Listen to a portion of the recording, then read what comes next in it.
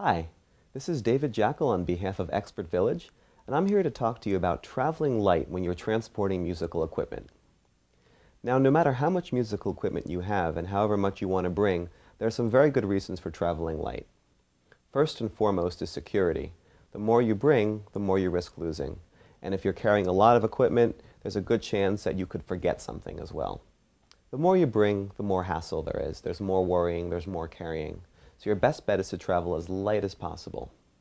Now, one thing you can do, for example, if you're performing in a club, is check with a place about if they have a back line.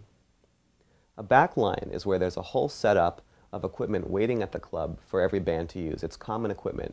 It's not always that good, but it can save you a lot of trouble, and it could save you money if something should be damaged of your own. If you're transporting equipment to a studio, contact the studio and find out what equipment they have at their facility.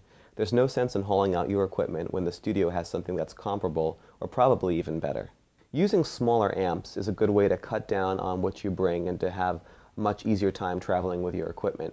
A smaller amp in many clubs is just fine to get a good enough sound, particularly if the amp is being mic'd. And it'll save you a lot of hassle. You won't have to worry about two people trying to carry a gigantic amp. So even if you have huge stacks, don't always bring them because it's a big pain for everybody and it isn't really necessary.